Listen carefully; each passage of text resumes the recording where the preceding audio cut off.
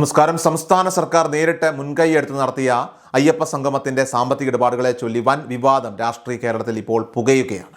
പരിപാടിയുടെ ചെലവിനെക്കുറിച്ച് മന്ത്രിയും ദേവസ്വം ബോർഡും ഔദ്യോഗിക ഓഡിറ്റ് റിപ്പോർട്ടും നൽകുന്ന കണക്കുകൾ തമ്മിൽ യാതൊരു ബന്ധവുമില്ലെന്നതാണ് ഇപ്പോൾ പുറത്തുവരുന്ന ഞെട്ടിക്കുന്ന വസ്തുത.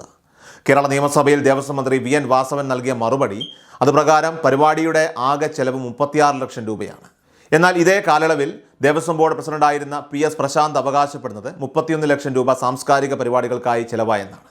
ഇതിനെല്ലാം വിരുദ്ധമായിട്ട് ഹൈക്കോടതിയിൽ സമർപ്പിക്കാൻ തയ്യാറാക്കിയ ഔദ്യോഗിക ഓഡിറ്റ് റിപ്പോർട്ടിൽ വെറും 8 ലക്ഷം രൂപ മാത്രമാണ് സാംസ്കാരിക പരിപാടികളുടെ ഇനത്തിൽ രേഖപ്പെടുത്തിയിരിക്കുന്നത്. ഈ മൂന്ന് കണക്കുകൾ തമ്മിലുള്ള ഭീമമായിട്ടുള്ള വ്യത്യാസം ലക്ഷക്കണക്കിന് രൂപയുടെ അഴിമതി നടന്നുവെന്ന സംശയത്തിന് ബലമേകുകയാണ്. അയ്യപ്പ സംഗമത്തിൽ നടന്നുവെന്ന് പറയപ്പെടുന്ന കലാപരിപാടികളുടെ പേരിലാണ് ഏറ്റവും വലിയ തട്ടിപ്പ് ആരോപണം ഇപ്പോൾ ഉയരുന്നത്. വിജയൻ അസോസിയേറ്റ്സ് എന്ന സ്ഥാപനം നടത്തിയ പ്രിലിമിനറി ഓഡിറ്റിൽ നന്ദഗോവിന്ദം ഭജൻസ് എന്ന സംഘത്തിന് പണം നൽകിയതായിട്ട് രേഖപ്പെടുത്തിയിട്ടുണ്ട്. എന്നാൽ യഥാർത്ഥത്തിൽ അത്തരമൊരു ഭക്തിഗാന സംഘം പമ്പയിലെ പരിപാടിയിൽ പങ്കെടുത്തിട്ടില്ലെന്ന് മാത്രമല്ല, ആ ജില്ലയിലേക്ക് പോലും അവർ വന്നിട്ടില്ല എന്നാണ് അന്വേഷണങ്ങളിൽ നിന്ന് വ്യക്തമാകുന്നത്. വിവരം വിവാദമായതോടെ ടൈപ്പിംഗ് പിശകാണെന്നും ഇഷാൻ ദേവ് നയിച്ച പരിപാടിയാണെന്നും പറഞ്ഞ് ദേവസ്വം ബോർഡ് അധികൃതർ നിലപാട് മാറ്റുകയായിരുന്നു. ഇഷാൻ ദേവിനും സംഘത്തിനും 8 ലക്ഷം രൂപ നൽകിയെന്നും അത് അക്കൗണ്ട് വഴി കൈമാറിയെന്നും ദേവസ്വം PRO പത്രക്കുറിപ്പിൽ ഇറക്കിയപ്പോൾ മന്ത്രി നിയമസഭയിൽ പറഞ്ഞത് 4 ലക്ഷം രൂപ മാത്രമാണ് നൽകിയതെന്നാണ്. ബാക്കി തുക ആരുടെ പോക്കറ്റിലേക്കാണ് പോയതെന്ന ചോദ്യത്തിന് ഇതുവരെ കൃത്യമായ മറുപടി ലഭിച്ചിട്ടില്ല. പ്രമുഖ ഗായകരായിട്ടുള്ള വിജയ് യേശുദാസ്, വീരമണി രാജു, സുദീപ് കുമാർ എന്നിവർ ചേർന്ന് അവതരിപ്പിച്ച ഗാനമേളയുടെ കണക്കിലും വലിയ ദുരൂഹതകൾ നിലനിൽക്കുന്നുണ്ട്. ഈ പരിപാടിക്കായിട്ട് 28 ലക്ഷം രൂപ ചെലവായെന്നാണ് മന്ത്രി വാസവൻ ഔദ്യോഗികമായിട്ട് വ്യക്തമാക്കുന്നത്.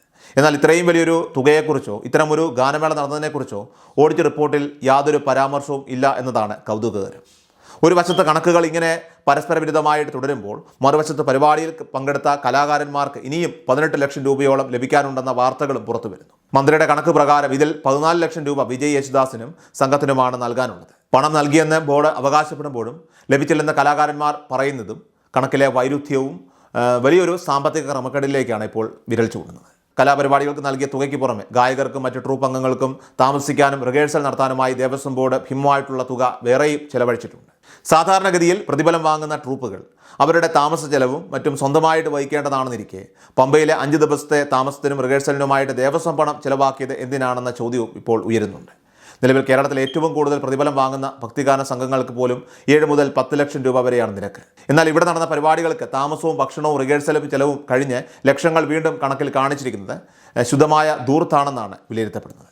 പാവപ്പെട്ട ജനങ്ങളുടെ നികുതി പണവും ഭക്തർ നൽകുന്ന കാണിക്കപ്പണവും ഉപയോഗിച്ച് നടത്തിയ ഈ ധൂർത്തിനെതിരെ വലിയ ജനരോക്ഷമാണ് ഇപ്പോൾ ഉയരുന്നത്.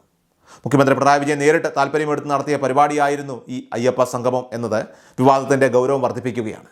മുൻപ് പലപ്പോഴും വിവാദങ്ങളിൽ പെട്ടിട്ടുള്ള സ്വർണ്ണക്കടത്ത് കേസുകളിൽ നിന്ന് വ്യത്യസ്തമായിട്ട് മുഖ്യമന്ത്രിയുടെ നേരിട്ടുള്ള മേൽനോട്ടത്തിൽ നടന്ന ഒരു പൊതുപരിപാടിയിൽ ഇത്രയും വലിയ ക്രമക്കേടുകൾ ഉണ്ടായത് അത് സർക്കാരിൻ്റെ പ്രതിച്ഛായയെ തന്നെ സാരമായി ബാധിച്ചിരിക്കുകയാണ്. പരിപാടി പരാജയമായിരുന്നുവെന്ന ആരോപണത്തിന് പിന്നാലെയാണ് ഇപ്പോൾ കണക്കുകളിലെ കള്ളത്തരങ്ങളുമൊക്കെ തന്നെ പുറത്തു വരുന്നത്. ഒരു വശത്ത് സാമ്പത്തിക പ്രതിസന്ധിയിലൂടെ സംസ്ഥാനം കടന്നു പോകുമ്പോൾ മറുവശത്ത് ഇത്തരം അനാവശ്യ സംഗമങ്ങളുടെ പേരിൽ ലക്ഷങ്ങൾ തട്ടുന്നത് അംഗീകരിക്കാനാവില്ലെന്ന് വിവിധ സംഘടനകളും ആരോപിക്കുന്നു. മന്ത്രിയെയും ബോർഡ് ഭാരവാഹികളെയും സംരക്ഷിക്കുന്ന നിലപാടാണ് മുഖ്യമന്ത്രി സ്വീകരിക്കുന്നതെന്ന വിമർശനവും ഇപ്പോൾ ശക്തമാണ്. ജനങ്ങളെ വിഡ്ഢികളാക്കുന്ന തരത്തിലാണ് ഭരണഘടനാ സ്ഥാപനമായ നിയമസഭയിൽ പോലും മന്ത്രി തെറ്റായ കണക്കുകൾ നൽകിയതെന്നത് അത് ഗൗരവമായ സത്യപ്രതിജ്ഞാ ലംഘനമായി ചൂണ്ടിക്കാണിക്കപ്പെടുന്നു. മന്ത്രിക്ക് ഒരു കണക്ക്, ദേവസ്വം ബോർഡ് പ്രസിഡന്റിന് മറ്റൊരു കണക്ക്, ഓഡിറ്റർക്ക് വേറൊരു കണക്ക് എന്ന സ്ഥിതി അത്യന്തം അപഹാസ്യമാണ്. സാധാരണക്കാരുടെ പണം തട്ടിയെടുത്ത്, നികുതി പണം തട്ടിയെടുത്ത് ചിലർ സുഖിക്കുമ്പോൾ അതിൽ ശക്തമായ അന്വേഷണം വേണമെന്ന ആവശ്യവും ഇപ്പോൾ ഉയർന്നു കഴിഞ്ഞു. അയ്യപ്പ സംഗമത്തിൻ്റെ പേരിൽ നടന്ന ഈ അഴിമതി കഥകൾ വരും ദിവസങ്ങളിൽ കൂടുതൽ രാഷ്ട്രീയ വിവാദങ്ങൾക്ക് വഴിയൊരുക്കുന്നതായിരിക്കും. ജനങ്ങൾ കാര്യങ്ങൾ തിരിച്ചറിഞ്ഞിട്ടുണ്ടെന്നും ഇത്തരം ധൂർത്തുകളും അഴിമതികളും അത് വരും തെരഞ്ഞെടുപ്പുകളിൽ അവർ അതിന് മറുപടി നൽകുമെന്നും രാഷ്ട്രീയ നിരീക്ഷകരും വിലയിരുത്തുന്നു. മന്ത്രിയുടെ രാജിയും ഉന്നതതല അന്വേഷണവും ആവശ്യപ്പെട്ടുള്ള പ്രതിഷേധങ്ങൾ വരും ദിവസങ്ങളിൽ ശക്തമാകാനാണ് സാധ്യത.